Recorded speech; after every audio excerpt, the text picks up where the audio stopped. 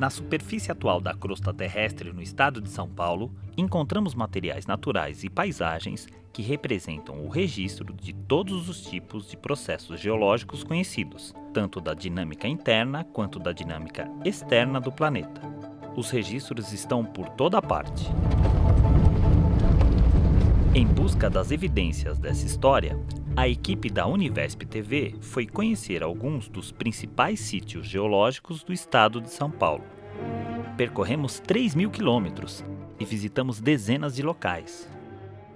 Geólogos e outros pesquisadores nos ajudaram a enxergar a história que as rochas contam.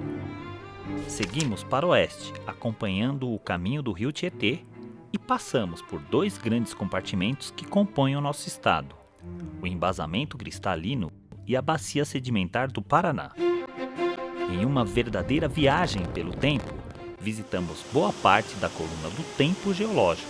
Saímos das formações mais antigas do embasamento cristalino, onde encontramos rochas com idades que variam de 500 milhões a 2 bilhões de anos.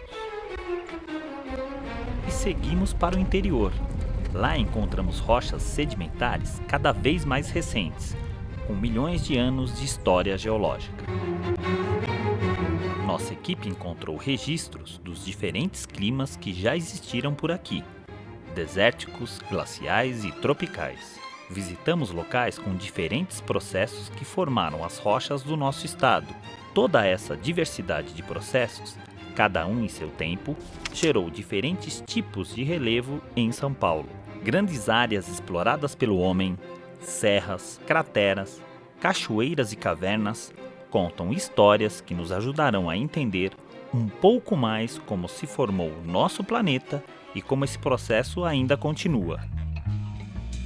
Bem-vindos à Expedição Geologia.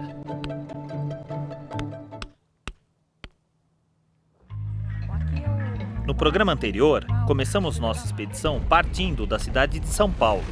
Fomos em busca de segredos escondidos nas rochas mais antigas do estado, no embasamento cristalino. Dá para ver que realmente é um granito? Então vejam essa feição. E seguimos viagem rumo ao interior do estado, junto com as geólogas Cristina Toledo e Cristine Burrot. Nosso destino agora é a bacia sedimentar do Paraná, a porção do estado composta por material mais recente, resultado do depósito de sedimentos ao longo de milhões de anos.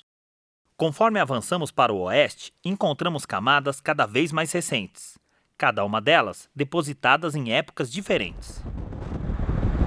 Estamos na rodovia Castelo Branco, em direção à cidade de Itu. Logo deixaremos o embasamento cristalino e entraremos no primeiro compartimento de relevo da bacia, a depressão periférica. É hora da nossa primeira parada. Aqui, um corte no morro revelou exatamente o ponto em que os dois grandes compartimentos estão em contato. Professora, onde nós estamos? Nós estamos aqui na rodovia Castelo Branco, a SP-280, no quilômetro 68. Geologicamente, é um marco muito importante, porque aqui dá para ver o contato entre o embasamento cristalino e as rochas da Bacia do Paraná. Então, essas estradas que saem de São Paulo em direção ao interior, como nós estamos indo agora, fazem o mesmo caminho que o Tietê, sai do embasamento cristalino e entra na Bacia do Paraná, ou seja, naquelas camadas sedimentares, né? Aí nós vamos ver que o material muda as rochas, muda o relevo, mudam as cores do solo, e nós vamos ter várias oportunidades de ver essas diferenças. E aqui, especificamente, nós vamos subir esse barranco, vamos ver o contato de uma rocha metamórfica com camadas sedimentares e depois algumas camadas sedimentares aqui. Vamos ver o que a gente encontra. Vamos então, subir? Aqui? Vamos subir.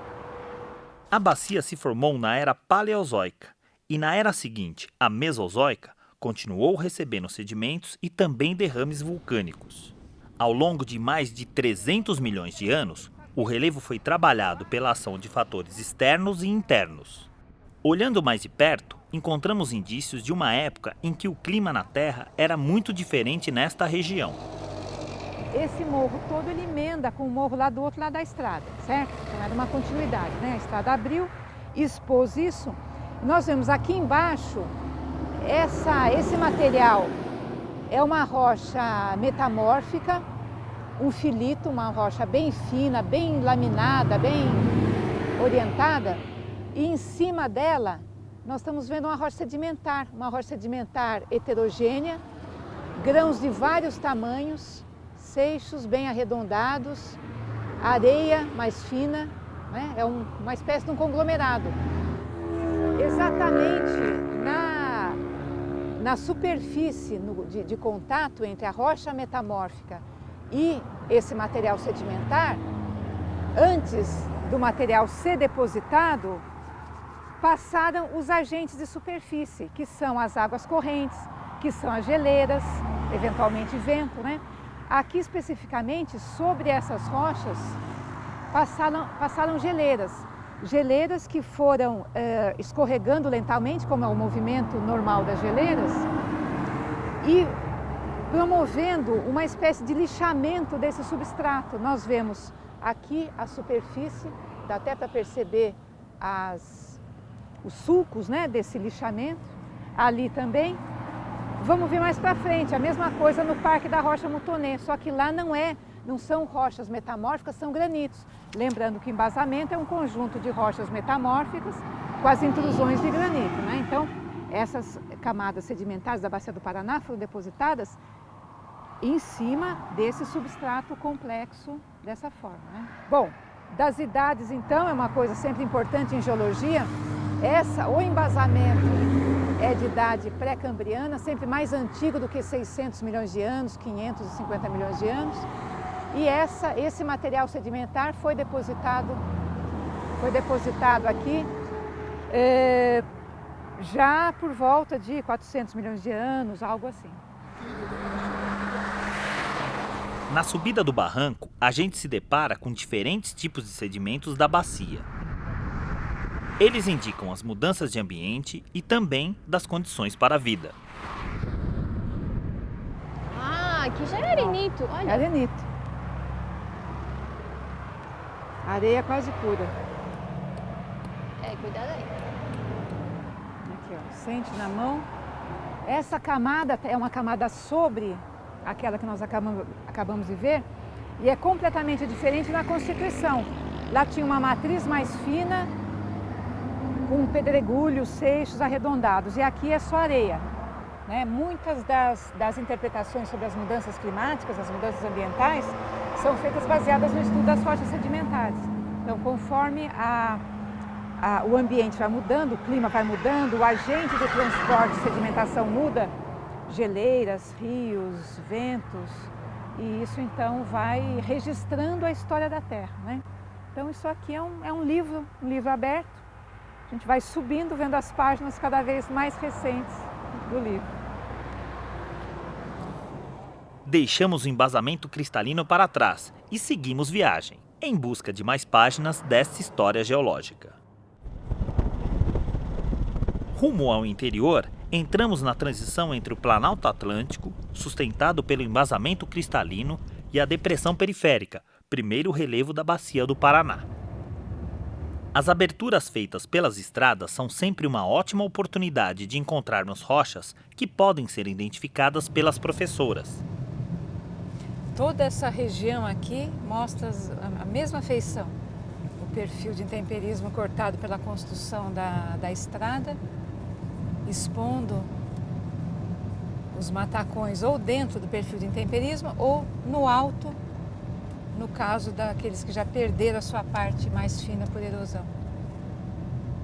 É o caso do granito de Itu, que nos mostra como a alteração do intemperismo e a erosão afetam as rochas e o relevo desta parte da bacia. Nós estamos num ponto da rodovia Itu a Jundiaí, perto de Cabreúva, e aqui é uma região que mostra muito bem aquela paisagem de mar de matacões. Essa paisagem colinosa, com essa abundância desses blocos grandes arredondados de rocha, é um granito essa rocha. Então as rochas vão, por mecanismos de reações químicas e mecanismos físicos, vão se desagregando, vão se decompondo, formando outros tipos de materiais, formando então esse perfil de material desagregado.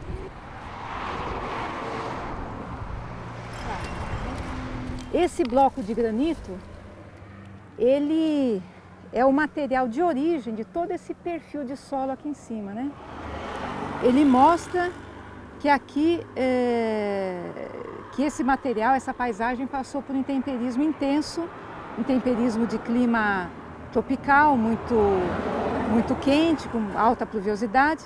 Esse granito aqui já foi bastante estudado, é um granito que tem uma idade de 580 milhões de anos, então ele mostra toda uma parte da história da crosta continental, e aqui ele está compondo o nosso embasamento cristalino. Se nós formos ver as outras partes, outros blocos do mesmo granito que estão lá em cima, conta a história da erosão, conta que aqui houve grandes processos de erosão, no entanto, eventos erosivos que só conseguiram levar o material mais fino, que não transportaram o material maior, mais pesado, que são esses blocos grandes, arredondados pelo intemperismo esferoidal, né? Não é um arredondamento de transporte. Nessa estrada especificamente, é muito marcante a mudança de relevo e de cor do solo. Então nós aqui por vários quilômetros vamos atravessar só esse tipo de paisagem, são solos rosados, com muitos matacões, tanto inseridos nas paredes dos cortes de rocha, né, nesses barrancos, como também na superfície. E a partir de um certo momento, uns 6, 7, 8 quilômetros em direção a Cabreúva, a partir desse ponto aqui, que é o quilômetro 92 da SP300, a paisagem vai mudar. O relevo fica mais aplainado, mais baixo e os solos ficam mais avermelhados. E se a gente puder pegar esses solos, nós vamos sentir uma textura mais argilosa. Essa paisagem na Europa chama-se de caos granítico. É muito comum no mundo inteiro. Onde você tem granito, você pode ter esse tipo de feição. Os granitos são rochas ígneas formadas por intrusões de magma que atravessam as rochas anteriores, normalmente metamórficas. Um pouco mais adiante, encontramos blocos na beira da estrada em que se vê as marcas de uma dessas intrusões. São restos da erosão após o intemperismo do grande corpo rochoso inicialmente formado a alguns quilômetros de profundidade. O que acontece? Uma intrusão é uma entrada de um corpo de magma e esse material vem muito quente, sob alta pressão. Quando ele sobe, ele vai arrancando pedaços das paredes da rocha encaixante, né? No caso, aqui nós temos um pedaço do granito que tem esses blocos aqui de gneiss, né? Então, o granito é esse material rosado, o mesmo granito que forma os matacões que nós temos estamos vendo aqui ao longo dessa estrada. E aqui o granito está mostrando a parte da borda da intrusão. Borda da intrusão porque tem esses corpos aqui.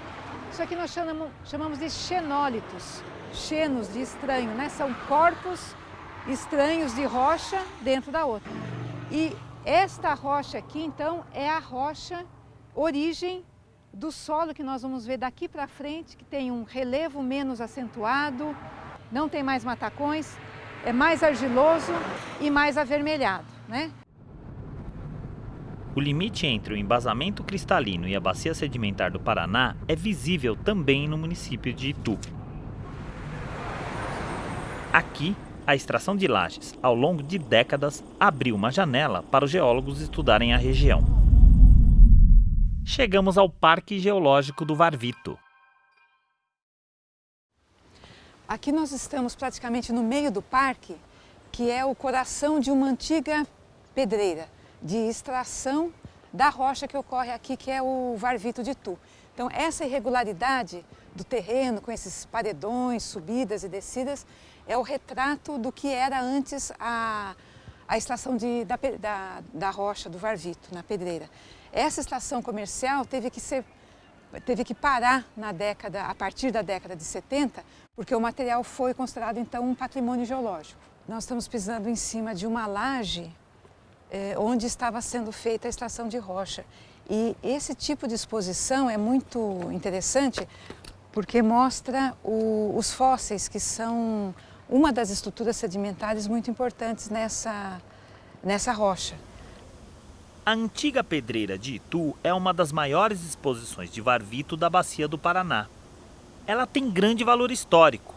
Foi dela que saiu o material usado em muitas construções do Oeste Paulista. Em Itu, o varvito foi usado para construir a Igreja Matriz, há mais de 300 anos. Ainda hoje, podemos encontrar as marcas de fósseis nas lajes da igreja. O varvito mostra um registro de uma grande era de clima glacial, que ocorreu entre 360 e 270 milhões de anos atrás. Na área onde vemos o parque, antes havia um grande lago. Ó, toda essa área aqui a gente tem rastros fósseis de animais que viviam no fundo desse antigo lago. Esses rastros estão aqui, ó. Uns são mais curvos, outros mais retilíneos, né? Esses rastros, né, de vida, de rastejo de animais no chão, são chamados de icnofósseis. Que são sinais de organismos, Né? De vida no fundo do lago. Há quanto tempo, que idade tem esses sinais? Por volta de 320 milhões de anos atrás. Do ponto de vista geológico, da história da Terra, isso é relativamente recente. São 300 milhões, é muito pouco, mas é muito mais antigo do que os fósseis de dinossauros que encontramos em camadas da mesma bacia do Paraná, um pouco mais em direção a oeste, quando continuarmos aqui o caminho seguindo o rio Tietê. Porque a interpretação dessa rocha é que isso era um fundo de lago, um lago ao lado de uma geleira, que funcionou durante vários milhões de anos, né, com uma sedimentação contínua e que ia variando no inverno de um jeito, no verão de outro jeito. E aí nós vamos ver mais alguns detalhes da rocha e aí vai ficar claro por que essa interpretação é facilmente compreensível. E no paredão de baixo são muito mais visíveis. Nós vemos, primeiro, essas camadas bem paralelas, bem horizontais, que é uma característica de qualquer material sedimentar. Né? Então, qualquer região que receba sedimentos, as partículas, a sedimentação, ela é plano, paralelo, horizontal, subhorizontal, aqui é bem horizontal. E aí acho que vale a pena já explicar a origem desse material para ficar clara essa ideia. Havia um lago, nas margens do lago, um corpo de geleira, né? Ou seja, estamos falando de uma época em que essa região estava submetida a um clima glacial. Nessa época, o que ocorria? No inverno, a precipitação era de neve e as geleiras iam crescendo. No verão, uma parte do gelo derretia. Derretia, as águas se encaminhavam então para as partes mais baixas e os sedimentos, as partículas que estavam inseridas no corpo de gelo, no corpo da geleira, eram liberados. Né? E esse lago era muito grande. A água de degelo corria para cá e levava os sedimentos. Os sedimentos grandes eram depositados próximos da margem e os mais fininhos iam mais para frente e sedimentavam no fundo do lago, certo? Quando vinha o inverno, o gelo avançava, inclusive a parte superior do corpo d'água podia congelar também, e aí apenas a parte mais fina ainda, que é dos grãos de argila, é que sedimentavam. Né? No ano seguinte, esse ciclo se repetia. Então, o que nós temos aqui de camadas um pouquinho mais claras e mais espessas é a sedimentação de verão. Depois de consolidado em rocha, o nome da rocha é siltito, tem a ver com o tamanho do grão, que é o tamanho silt. No inverno se depositava uma camadinha mais fina do material argila. Né? A rocha correspondente chama-se argilito. Aqui no caso, esse argilito ele é muito laminado, porque as partículas de argila são folheadas, como se fossem folhas de papel. Né? Então, por isso a gente chama de folhelho. Então, aqui é uma alternância. Folhelho, siltito, folhelho, siltito, folhelho, siltito. Cada par folhelho, siltito representa um ano. Já que a sedimentação tem uma alternância, um ritmo, isso é chamado de ritmito. Essa rocha é um ritmito. Como esse ritmo é anual, pode ser chamado de varvito, porque varve é uma palavra que é associada à variação anual. Ainda nós podemos ver em algumas camadas uma espécie de deformação, uma ondulação, como nessa aqui. Isso aqui é uma marca de onda ou marca ondulada. Em qualquer fundo de de lago, ou mesmo fundo de rio, ou mesmo em praias, percebe-se que os sedimentos, as areias, as argilas, podem apresentar esse tipo de ondulação que é uma feição específica de um fluido em movimento. E nós podemos olhar mais para cima, chegando perto da superfície lá, nós vamos ver a rocha, esse varvito intemperizado, perdendo essa sua característica de acamamento plano paralelo, como qualquer rocha no intemperismo, vai perdendo as suas estruturas, vai se decompondo e formando um solo característico. Essa outra estrutura sedimentar é conhecida como seixo caído. Durante os eventos de verão, ao derreter, as geleiras podem soltar alguns blocos de gelo. Então esse material caía no fundo do lago e ao cair, como o sedimento já depositado anteriormente estava inconsolidado, o sedimento ao cair deforma as camadas inferiores. É isso que a gente pode ver, as camadas embaixo do seixo estão deformadas, né, formando uma verdadeira cavidade. Então hoje a gente vê uma rocha dura, que é o retimito de Itu, o varvito de Itu, e podemos interpretar todos esses detalhes da sedimentação. Marcas de onda, estratificação cruzada, seixos caídos, os fósseis que vimos também, os icnofósseis.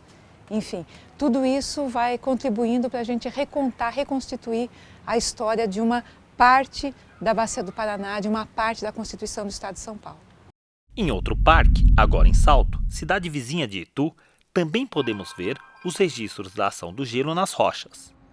É o Parque Geológico Rocha Moutonnet. Mouton é carneiro em francês. É um parque que foi inaugurado em 1991, e é o primeiro parque geoecológico da América do Sul. Observadas de longe, estas rochas com formato arredondado lembram rebanhos de carneiros. Este é o único afloramento deste tipo na Bacia do Paraná.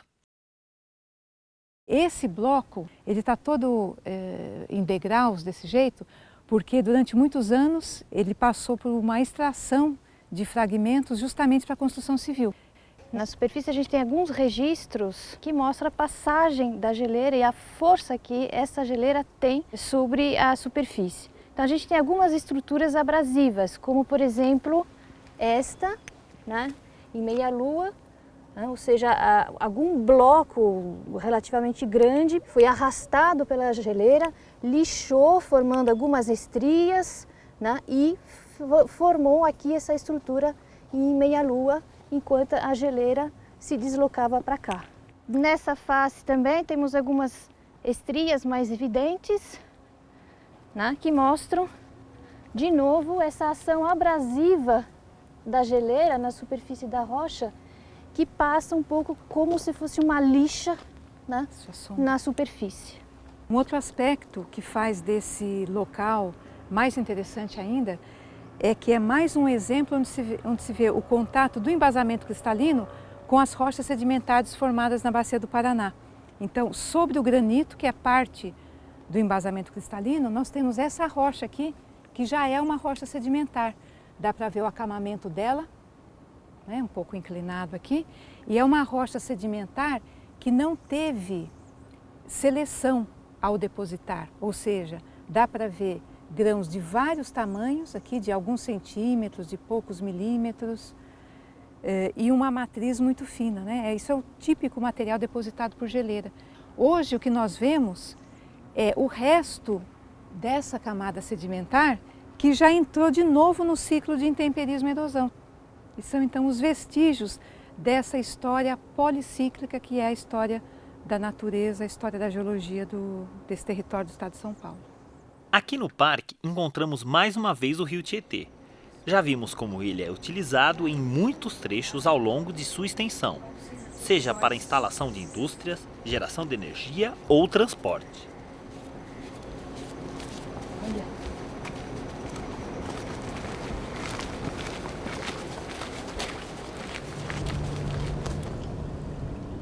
Essa margem do Tietê, que faz bem o contato aqui com o Parque da Rocha Moutonnet, mostra uma região também importante do rio, que aqui ele já passou, já veio da represa de Pirapora, que é o ponto de poluição mais grave.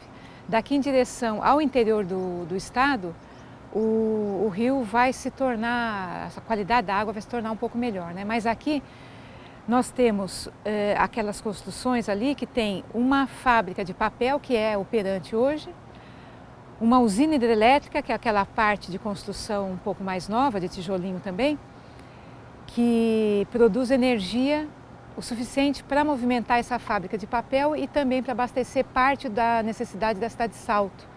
E ainda mais à direita, a fábrica de tecelagem da época do Império.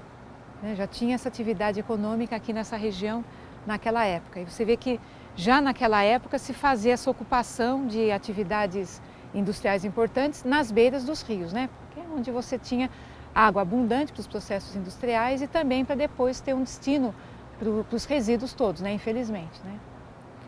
E quanto ao aspecto natural, nós temos nas duas margens do rio Tietê a ocorrência de blocos de granito. A maior parte deles são blocos naturais, blocos arredondados, são os matacões do mar de Matacões que nesses grandes vales acabam conseguindo chegar, né? Já outros blocos, esses mais angulosos, são certamente blocos que foram colocados durante a preparação tanto das construções que foram feitas aqui, da usina e tudo mais, como também do próprio Parque da Rocha de Mutonei, que deve ter tido alguma movimentação de material. E um pouco mais para diante, dá para ver uma deposição do material pedregoso, como um cascalho, mais ou menos no meio do rio, como se fosse um banco de areia. Os bancos de areia nem sempre são feitos de areia, né? Nesse caso é um banco de cascalho. E um pouco mais para frente ainda uma verdadeira praia, com areia mais fina. Isso mostra uma sedimentação atual. Então nós estamos vendo sedimentos mencionando idades de 300 milhões de anos, 200 milhões de anos, mas também temos sedimentos de hoje, de ontem, né? Que esse processo de erosão, transporte e sedimentação é contínuo o tempo todo. Onde tiver algum agente de transporte e sedimentação, o processo continua e isso forma o ciclo da natureza. No próximo programa, a expedição segue viagem para o oeste.